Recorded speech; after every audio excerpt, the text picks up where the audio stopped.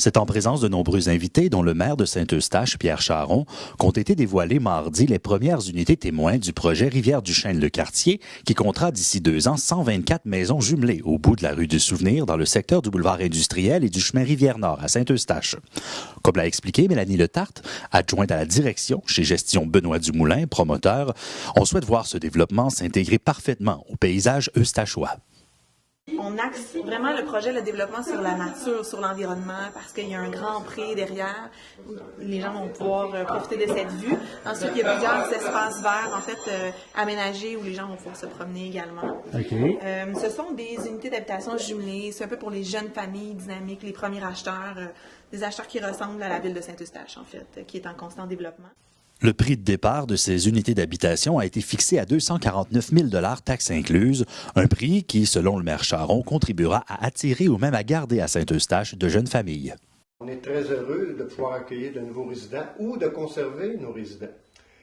Parce qu'il y a quelques années, le marché que nous avions à Saint-Eustache faisait en sorte qu'on avait de la difficulté à conserver les gens qui étaient à Saint-Eustache. S'ils cherchaient quelque chose, c'est pas tout le monde qui cherche nécessairement des maisons de très haut de gamme, parce que, bon, on se ramasse souvent dans les 500 000 $.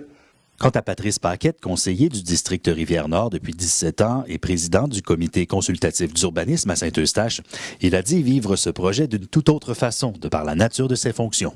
Ça fait peut-être 16 ans que j'ai des gens pas loin d'ici qui disent « J'espère qu'il n'y aura rien en arrière, là. » C'était drôle, hein?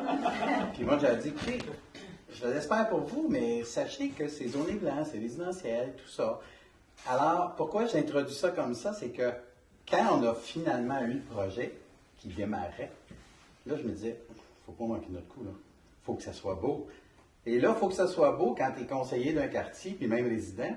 Puis quand tu es président du comité consultatif d'urbanisme, ça fait 2 chocs, ça aussi, là. Quand j'ai des gens avec moi, je dis, hey, on va faire un petit détour, on va te montrer quelque chose. Et à date, je n'ai que des beaux commentaires sur les 2 unités, les 4 dans le fond, là. Je suis très fier. Ça n'a pas été facile, on l'a vu, j'ai même demandé, moi, à faire une grosse consultation au tout départ pour un petit peu apaiser les tensions qu'il pouvait y avoir. Le challenge est toujours là et je suis comme dans une partie de la série mondiale, on est toujours ouvert. On ne sait pas si on va se faire striker ou si on va faire un home run, là. Mais moi, je pense qu'on fait au moins un trip.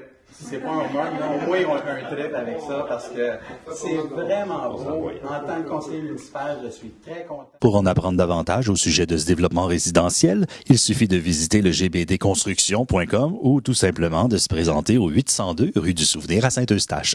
C'était un reportage de Christian Asselin.